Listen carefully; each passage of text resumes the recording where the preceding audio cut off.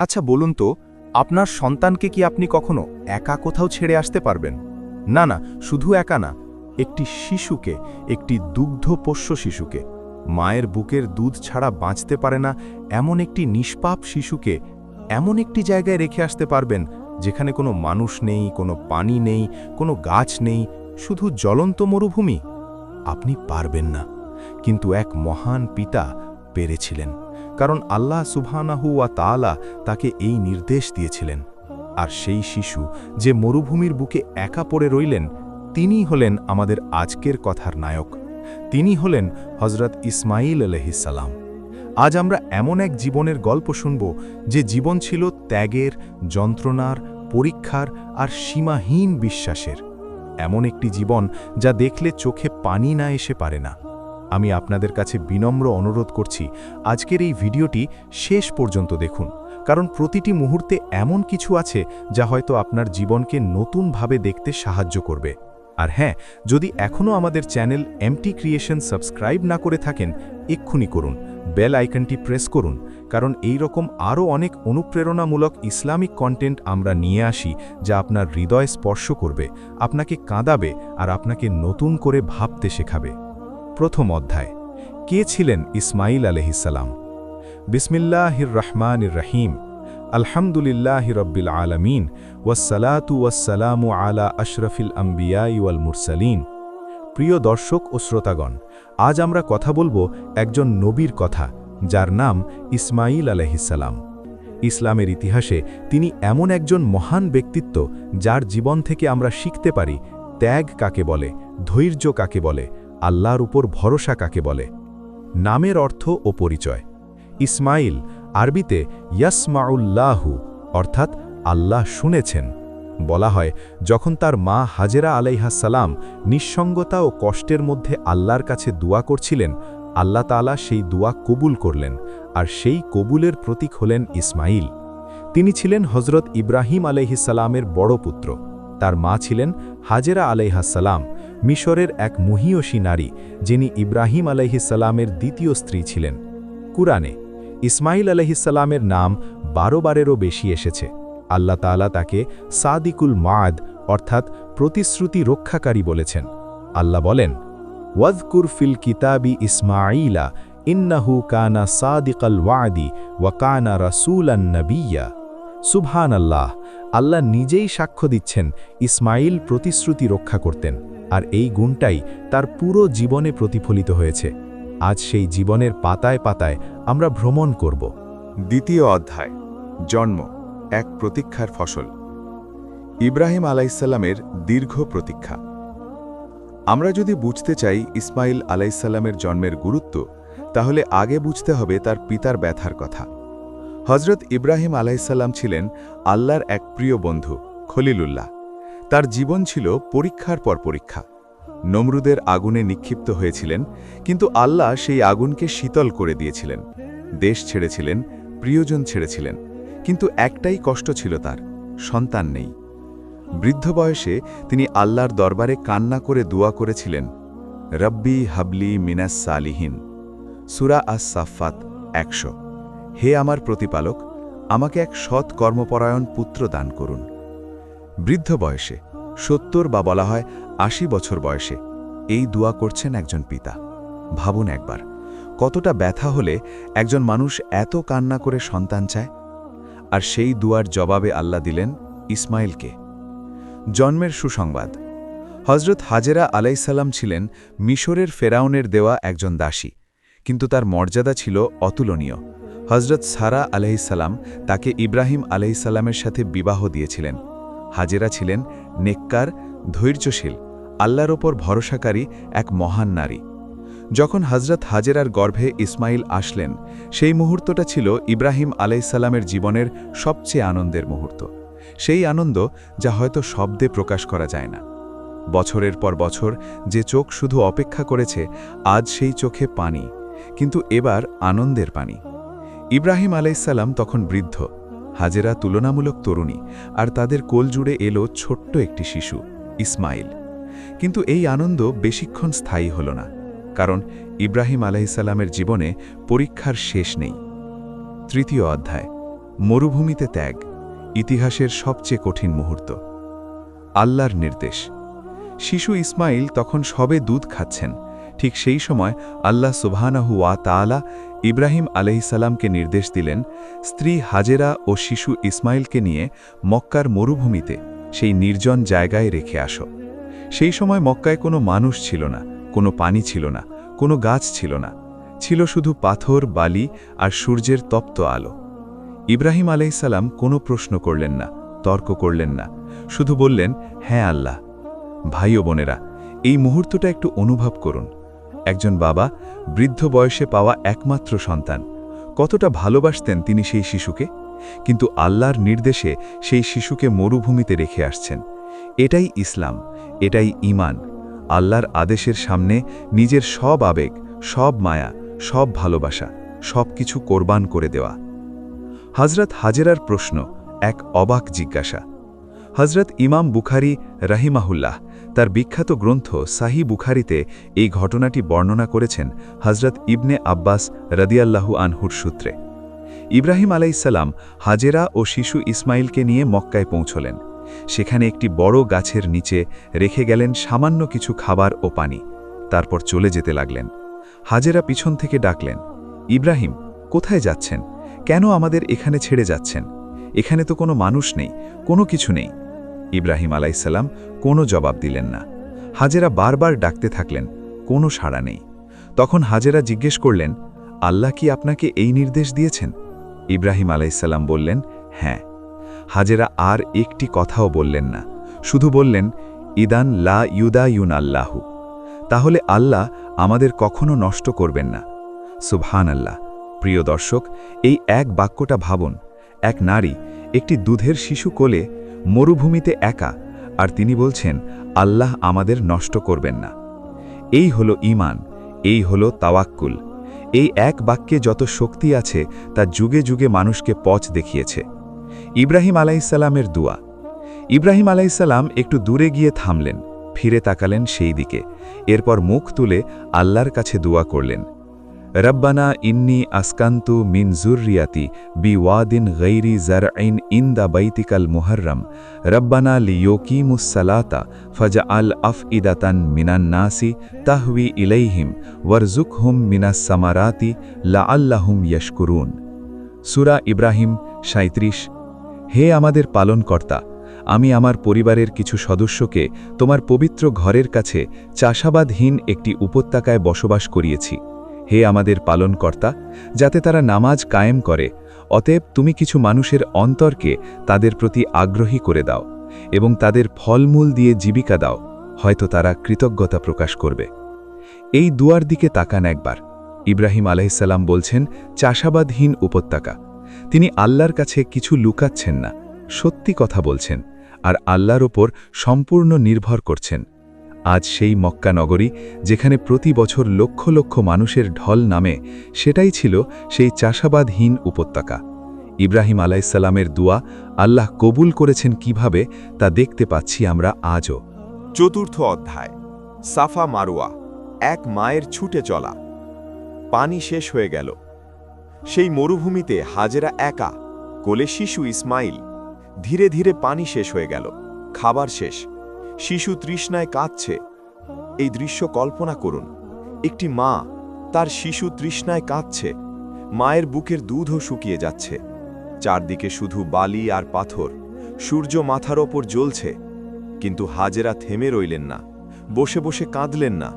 তিনি দৌড়ালেন। 7 বার ছুটে চলা। সহি বুখারীতে বর্ণিত আছে, হাজেরা শিশু ইসমাইলকে মাটিতে শুইয়ে রেখে সাফা পাহাড়ে উঠলেন। চারদিকে তাকালেন, পানি দেখা যায় কিনা, কিছুই দেখলেন না। তারপর দৌড়ে নেমে মারওয়া পাহাড়ে উঠলেন। সেখান থেকেও দেখলেন কিছু নেই। এভাবে 7 বার তিনি সাফা ও মারওয়ার মধ্যে দৌড়ালেন।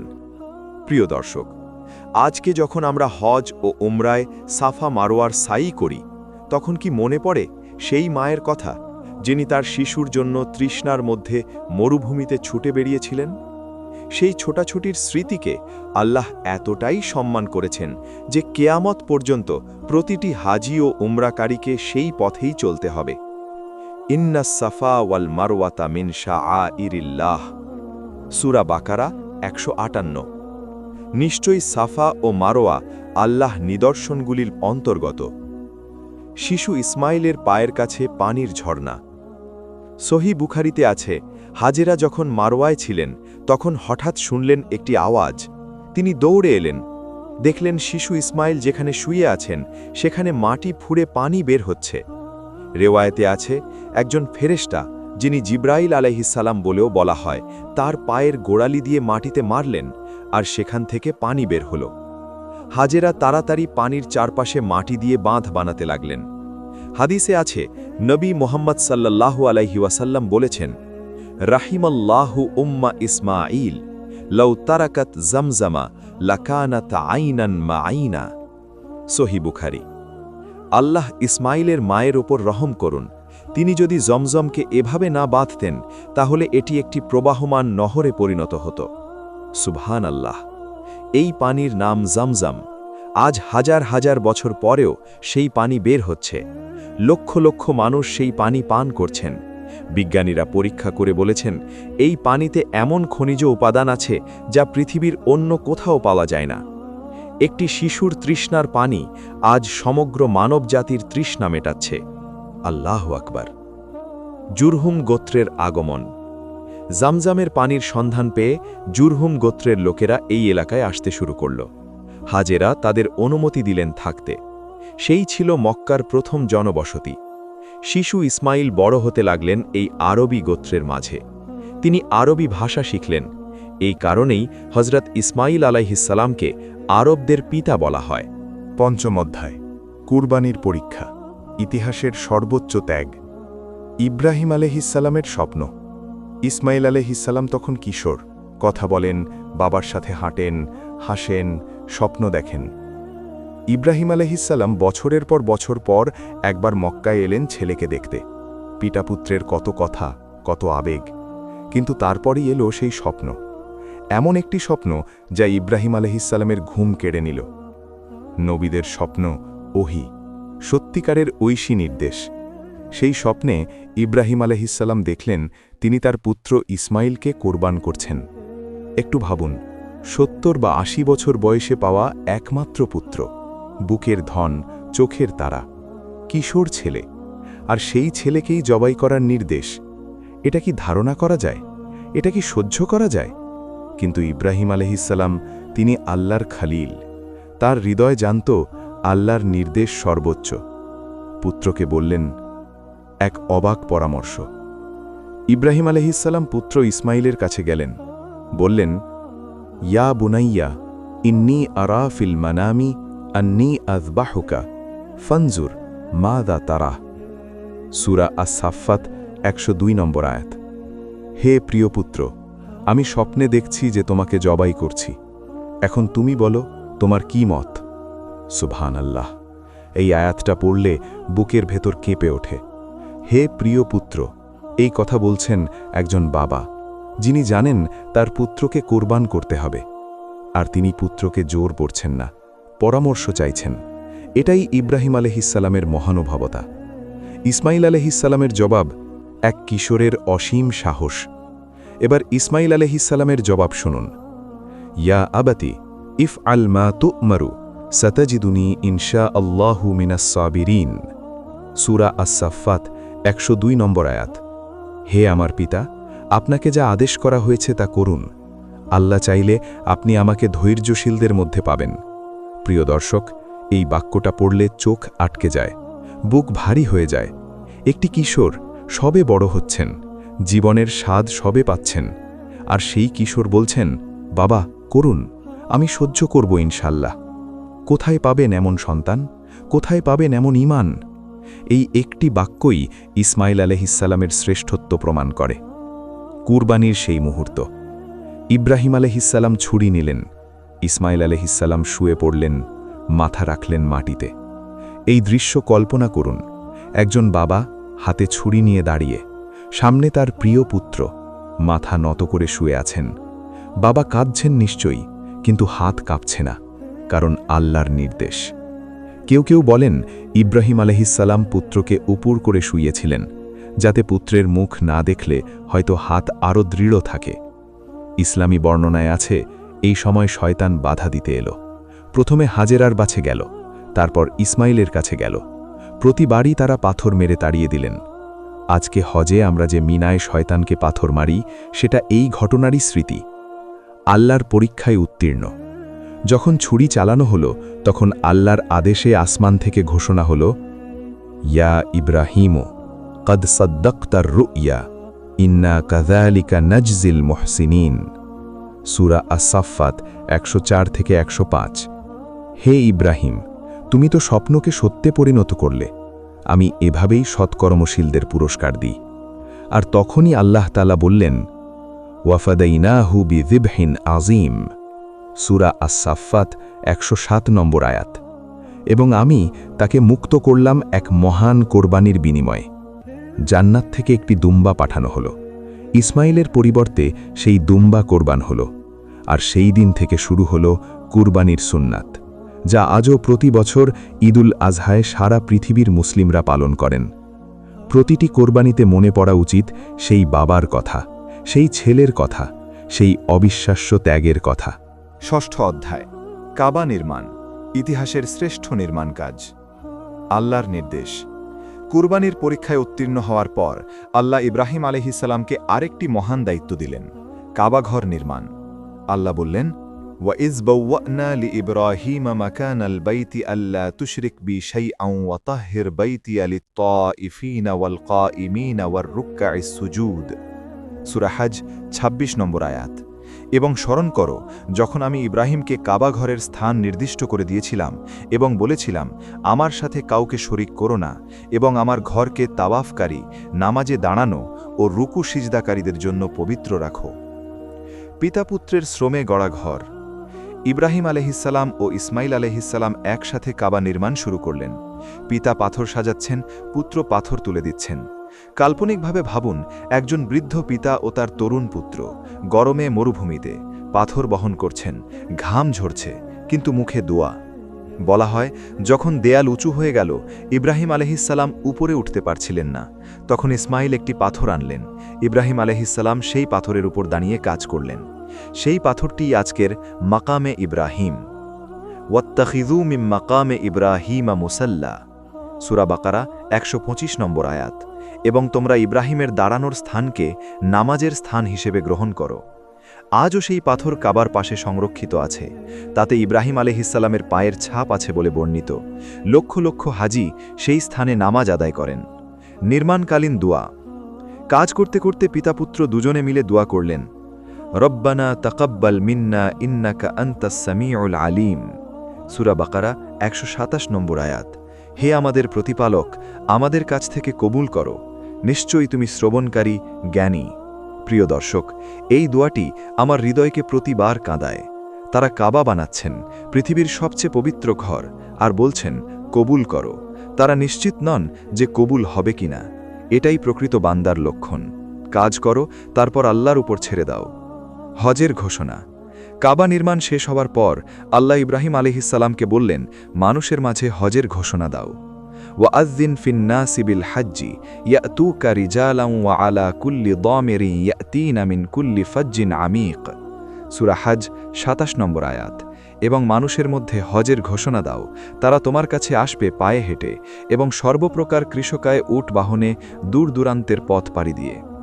ইব্রাহিম আলাইহিসসালাম বললেন, হে আল্লাহ, আমার কণ্ঠস্বর এত দূর পৌঁছাবে না। আল্লাহ বললেন, তুমি ডাকো, পৌঁছানো আমার কাজ।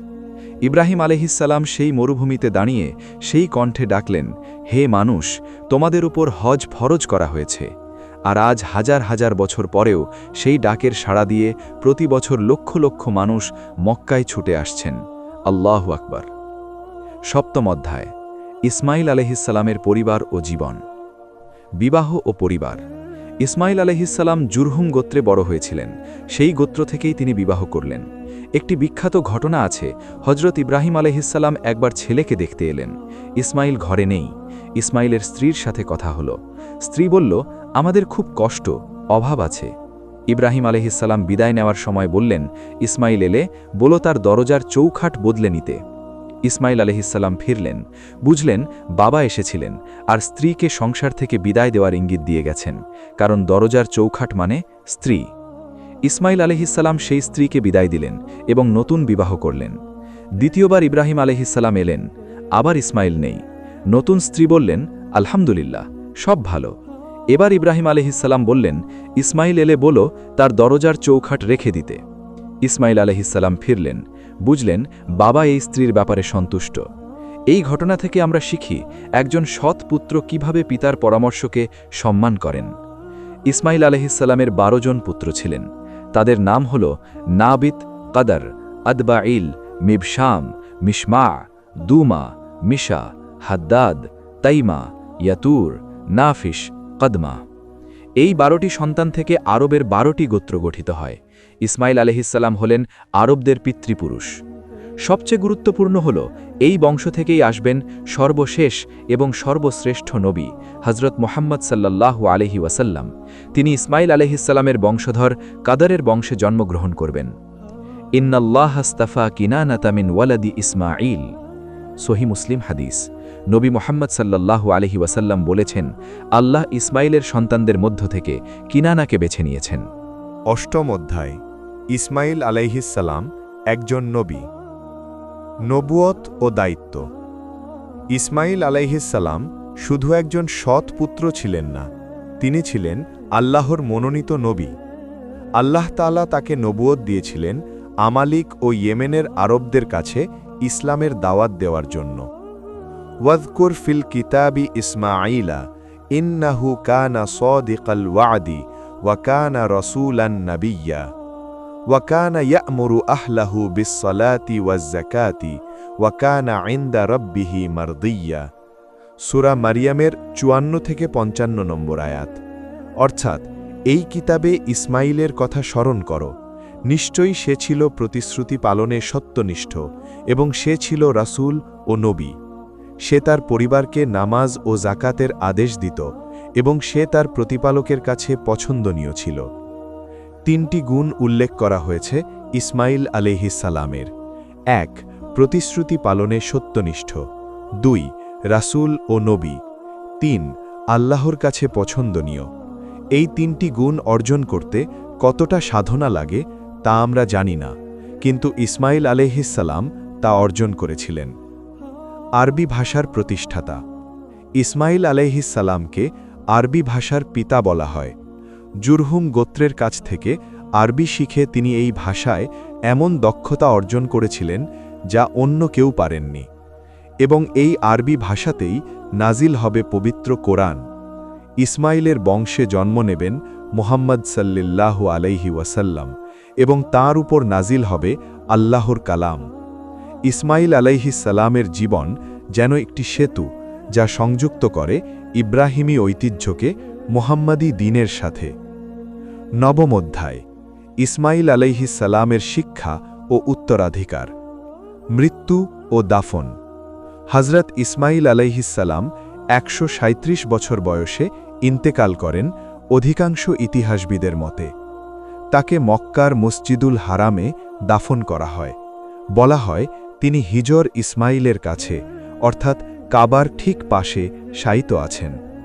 আজকের হাজিরা হিজর ইসমাইলে নামাজ পড়েন, ঠিক সেখানে যেখানে হয়তো এই মহান নবী ঘুমিয়ে আছেন। তার উত্তরাধিকার। ইসমাইল আলাইহিসসালাম থেকে যা শিখি, প্রথমত তাওয়াক্কুলের শিক্ষা। তার মা হাজেরা মরুভূমিতে একা পড়েও আল্লাহর উপর ভরসা রেখেছিলেন, আর আল্লাহ তাকে জমজমের পানি দিয়েছিলেন। দ্বিতীয়ত ত্যাগের শিক্ষা। কুরবানির সেই মুহূর্তে ইসমাইল আলাইহিসসালাম বলেছিলেন, বাবা, আল্লাহর নির্দেশ পালন করুন। এই ত্যাগের শিক্ষাই আজও প্রতি ঈদুল আজহায় উদযাপিত হয়। তৃতীয়ত কর্মের শিক্ষা। কাবা নির্মাণে তিনি পাথর বহন করেছেন, প্রার্থনা করেছেন, আল্লাহর কাছে কবুলিয়তের দোয়া করেছেন। চতুর্থত পারিবারিক শিক্ষা। তিনি তার পরিবারকে নামাজ ও যাকাত শিখিয়েছেন, পরিবারকে দ্বীনের পথে নিয়ে গেছেন। দশম অধ্যায়। কুরবানি। ইসমাইল আলাইহিসসালামের শ্রেষ্ঠ স্মৃতি। কুরবানি কার স্মরণে? প্রতি বছর ঈদুল আজহায় আমরা কুরবানি দিই, কিন্তু কেন? এটা ইব্রাহিম আলাইহিসসালাম ও ইসমাইল আলাইহিসসালামের সেই অতুলনীয় ত্যাগের স্মৃতিচারণ। একজন বাবা তার পুত্রকে আল্লাহর পথে কোরবান করতে প্রস্তুত হয়েছিলেন। একজন পুত্র হাসি মুখে রাজি হয়েছিলেন। আল্লাহ তাআলা বলেছেন, লাই ইয়ানালাল্লাহা লুহুমুহা ওয়ালা গিমাউহা ওয়ালাকিন ইয়ানালুহুত তাকওয়া মিনকুম। সূরা হজ ৩৭। অর্থ, আল্লাহর কাছে কুরবানির মাংস পৌঁছায় না, রক্তও না, কিন্তু তোমাদের তাকওয়া পৌঁছায়। তাই কুরবানির গভীরতা হল তাকওয়া, আল্লাহ ভীতি। ইসমাইল আলাইহিসসালাম যে তাকওয়া দেখিয়েছিলেন, আমরা সেই তাকওয়া অর্জনের চেষ্টা করছি। একাদশ অধ্যায়, ইসমাইল আলাইহিসসালাম ও মুহাম্মদ সাল্লাল্লাহু আলাইহি ওয়াসাল্লামের সম্পর্ক। ইসমাইল আলাইহিসসালামের জীবনের সবচেয়ে বড় প্রাপ্তি হল তার বংশে জন্ম নেওয়া সর্বশেষ নবী। হজরত মুহাম্মদ সাল্লাল্লাহু আলাইহি ওয়াসাল্লাম বলেছেন, ইন্নাল্লাহা আস্তাফা মিন ওয়ালাদি ইব্রাহিমা ইসমাঈলা। সহিহ মুসলিম। অর্থ, আল্লাহ ইব্রাহিমের পুত্রদের মধ্য থেকে ইসমাইলকে বেছে নিয়েছেন, আর সেই ইসমাইলের বংশেই জন্ম নিয়েছেন মুহাম্মদ সাল্লাল্লাহু আলাইহি ওয়াসাল্লাম। ইসমাইল আলাইহিসসালাম ছাড়া মুহাম্মদ সাল্লাল্লাহু আলাইহি ওয়াসাল্লামের আগমন হতো না। জমজমের পানি ছাড়া মক্কা গড়ে উঠত না। কাবা ছাড়া কিবলা হতো না। ইব্রাহিম ও ইসমাইলের ত্যাগ ছাড়া ইসলামের ভিত্তি গড়ত না। প্রতিটি নামাজে আমরা বলি, আল্লাহুম্মা সল্লি আলা মুহাম্মাদিন ওয়া আলা আলি মুহাম্মদ কামা সল্লাইতা আলা ইব্রাহিমা ওয়া আলা আলি ইব্রাহিম। এখানেই বোঝা যায় ইব্রাহিম ও ইসমাইলের পরিবার ইসলামের কতটা কেন্দ্রীয়। দ্বাদশ অধ্যায়, হৃদয় ছুঁয়ে যাওয়া কিছু উপলব্ধি। প্রিয় ভাই ও বোনেরা, আমরা আজ যে জীবনীটি শুনলাম সেটা শুধু একজন নবীর গল্প না, এটা আমাদের জীবনের আয়না। হাজেরার মতো যদি আমরা বলতে পারি, আল্লাহ আমাদের নষ্ট করবেন না, তাহলে কোনো কষ্টই আমাদের ভাঙতে পারবে না। ইসমাইলের মতো যদি আমরা বলতে পারি, বাবা আল্লাহর হুকুম পালন করুন, আমি সহ্য করব, তাহলে দুনিয়ার কোনো পরীক্ষাই আমাদের পরাজিত করতে পারবে না। ইব্রাহিমের মতো যদি আমরা আল্লাহর ওপর ভরসা রাখি, তাহলে আমাদের জীবনেও আল্লাহ এমন পথ খুলে দেবেন যা আমরা কল্পনাও করিনি। জীবনে যখন মনে হবে সব শেষ, আর পথ নেই, তখন ভাবুন সেই মরুভূমির কথা, যেখানে একটি মা একা, একটি শিশু তৃষ্ণায় কাঁদছে, মাটির নিচে পানি নেই, গাছ নেই, মানুষ নেই, কিন্তু আল্লাহ আছেন। আর যেখানে আল্লাহ আছেন সেখানে আশা আছে, সেখানে পানি আছে, সেখানে পথ আছে। প্রিয় দর্শক ও শ্রোতাগণ, আজ আমরা যে গল্পটা শুনলাম, এটা শুধু কয়েক হাজার বছর আগের কথা না, এটা আজও প্রাসঙ্গিক। এই গল্পের প্রতিটি অধ্যায় আজও আমাদের জীবনে বেঁচে আছে। জামজাম বেঁচে আছে, কাবা বেঁচে আছে, সাফা মারওয়া বেঁচে আছে, কুরবানি বেঁচে আছে। এই সব নিদর্শন শুধু ইতিহাসের স্মৃতি না, এগুলো আল্লাহর নিদর্শন। এগুলো বলছে, আমরা বিশ্বাস করেছিলাম, আল্লাহ আমাদের হতাশ করেননি। আপনিও বিশ্বাস করুন, আপনিও ভরসা রাখুন। জীবনে কষ্ট আছে, পরীক্ষা আছে, অন্ধকার রাত আছে, কিন্তু ভোর আসে, জামজাম আসে, মুক্তি আসে। শুধু ইসমাইলের মতো বলুন, ইনশাআল্লাহ আমি সহ্য করব। এমটি ক্রিয়েশন, হৃদয়ের কথা, আল্লাহর পথে। যদি এই ভিডিওটি আপনার মনে কোনো অনুভূতি জাগিয়ে থাকে, যদি চোখ ভিজে গিয়ে থাকে, যদি বুকের মধ্যে কোনো শক্তি অনুভব করে থাকেন, তাহলে এখনই নিচের সাবস্ক্রাইব বোতামটি চাপুন। আমাদের চ্যানেল এমটি ক্রিয়েশন, এখানে আমরা নিয়ে আসি কুরআন ও হাদিসের আলোকে নবীদের জীবনী, ইসলামের ইতিহাস আর হৃদয় ছুঁয়ে যাওয়া ঈমানের গল্প। প্রতিটি ভিডিও তৈরি হয় যত্নে, দরদে আর আল্লাহর সন্তুষ্টির নিয়তে। বেল আইকনটি চাপুন, যাতে নতুন ভিডিও আসলে সাথে সাথে নোটিফিকেশন পান, কারণ পরের ভিডিওতে হয়তো এমন কিছু আছে যা আপনার জীবন বদলে দিতে পারে। এই ভিডিওটি আপনার পরিবারের সাথে, বন্ধুদের সাথে শেয়ার করুন। হয়তো কেউ আছেন যিনি এখন কষ্টে আছেন, এই গল্পটা তার কাজে আসতে পারে। আল্লাহ হাফেজ। আসসালামু আলাইকুম ওয়া রাহমাতুল্লাহি ওয়া বারাকাতুহু।